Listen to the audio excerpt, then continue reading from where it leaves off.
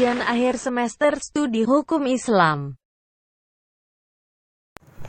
Assalamualaikum warahmatullahi wabarakatuh.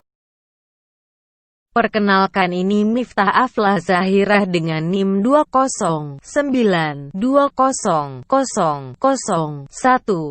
Ingin menyampaikan kesimpulan yang diperoleh dari poin-poin makalah yang berjudul Sumber-sumber Hukum Islam. Kesimpulan pertama tentang sumber-sumber hukum Islam. Baiklah, poin yang pertama membicarakan tentang pembagian sumber-sumber hukum Islam. Membicarakan pengkategorian untuk sumber hukum Islam, maka akan banyak spekulasi pembagian. Ada yang mengatakan 4 sumber hukum Islam yang terdiri dari Al-Quran, hadis, ijma, dan qiyas. Namun ada pula yang mengatakan cuma 3 tanpa mengikuti qiyas. Namun yang pasti dan diakui untuk semua kalangan adalah Al-Quran dan hadis. Sedangkan 2 lainnya masih menjadi perdebatan dan memerlukan yang lebih dalam.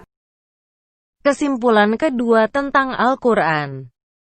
Berbicara tentang Al-Quran, ada beberapa hal yang perlu kita pahami tentang Al-Quran. Yang pertama, Al-Quran tidak tersusun atas masalah-masalah hukum. Yang kedua, legilisasi Al-Quran bersifat umum. Yang ketiga, dari keseluruhan ayat-ayat Al-Quran, hanya 5,8% saja yang merupakan ayat-ayat hukum. Yang keempat, dari ayat-ayat hukum tersebut, hanya 80 ayat saja yang secara eksplisit menggunakan kata hukum.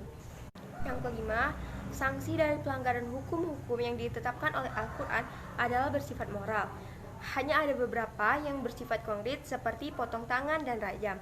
Dan yang terakhir, pelarangan riba atau larangan mengambil keuntungan dari kesusahan orang lain, bukan pelarangan kelipatan jumlah secara eksplisit. Melihat beberapa hal yang saya sebutkan barusan, maka akan terasa sejalan dengan perkataan yang diungkapkan oleh Ahmad An-Naim bahwa Al-Quran bukanlah kitab hukum, namun akan lebih pantas jika dikatakan sebagai kitab petunjuk untuk standar moral perilaku manusia, daripada dikatakan sebagai kitab penetapan hak dan kewajiban seseorang. Kesimpulan ketiga tentang hadis. Hadis menurut bahasa yaitu sesuatu yang baru, menunjukkan sesuatu yang dekat atau waktu yang singkat. Hadis juga berarti berita, yaitu sesuatu yang diberitakan, diperbincangkan, dan dipindahkan dari seseorang kepada orang lain. Yang kedua, hadis menurut istilah syara ialah hal-hal yang datang dari Rasul, baik itu ucapan, perbuatan, pengakuan, atau takrir. Fungsi hadis yang utama yaitu untuk menjelaskan Al-Quran. Sebagian ulama berpendapat bahwa hadis dan sunnah memiliki pengertian yang sama, yaitu sama-sama segala berita yang bersumber dari Nabi Shallallahu Alaihi Wasallam, baik berupa perkataan, perbuatan maupun takrir Nabi. Kesimpulan keempat tentang ijma. Ijma sebagai sumber hukum harus dipahami dari konsep awal ijma tersebut. Ketika ijma dikonotasikan dengan sunnah Nabi, maka tradisi hidup sahabat dan beberapa generasi setelahnya diturunkan derajatnya sebagai sumber hukum Islam, yakni sebagai sumber ketiga. Meskipun ijma telah diterima sebagai sumber hukum Islam, akan tetapi masih banyak perdebatan di dalamnya, baik terkait definisi, cakupan, dan batasan. Kontroversi ini merupakan akibat dari tidak memadainya perangkat metodologi yang mengantarkan umat Islam kepada ijma ke berbagai masalah. Kritik modern terhadap ijma mengatakan bahwa definisi ijma telah gagal untuk menjadi jalan keluar untuk berbagai persoalan karena terlalu lambat. Kritik awal ijma diajukan oleh Ad-Dahlawi yang berpendapat ijma seharusnya merupakan relativitas.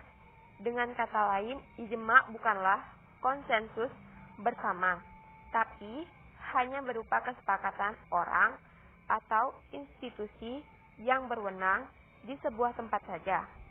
Iqbal juga berpendapat bahwa sungguh mengherankan kenapa ijma ini tidak menjadi otoritas sebuah institusi yang mapan. Dengan begitu, memang ijma dapat diterima sebagai sumber hukum. Menurut Al-Ghazali, hanya surah An-Nisa ayat 15 yang bisa dijadikan dalil. Memang gagasan ijma ini muncul dari konsep persatuan masyarakat Arab dalam masalah politik.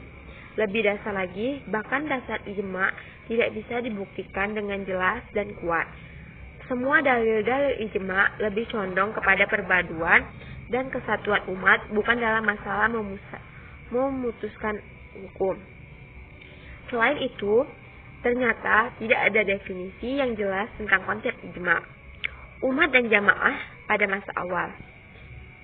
Bila ijma didefinisikan sebagai kesepakatan bulat mujtahid muslim dari suatu periode setelah wafatnya Muhammad, maka tidak ada alasan yang tepat untuk memasukkan sumber hukum.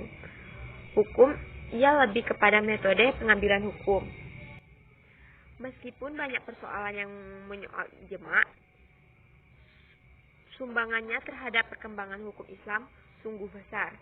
Ia tidak hanya dianggap sebagai sumber hukum, akan tetapi juga sebagai dalil interpretasi. Kesimpulan kelima tentang kias. Kias merupakan perluasan dari hukum yang ada. Kias merupakan wadah bagi akal sebagai peran dalam pengambilan hukum. Kias pada mulanya merupakan ikatan dan batasan terhadap penggunaannya. Ra'yu yang telah marak hingga zaman Syafi'i. Kias baru bisa menjadi sumber hukum bila yang dimaksud adalah hasil dedukasi dari kias tersebut. Namun, seorang mujtahid tidak bisa mengambil hukum baru dari hasil dedukasi kias. Ia harus berkias kembali dari Al-Quran atau Sunnah.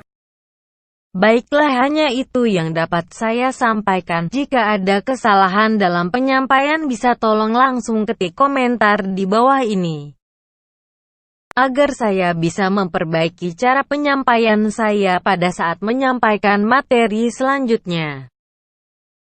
Semoga materi yang saya sampaikan bermanfaat untuk kalian semua. Lebih dan kurangnya saya mohon maaf. Saya akhiri. Wabillahi taufiq wal hidayah. Wassalamualaikum warahmatullahi wabarakatuh.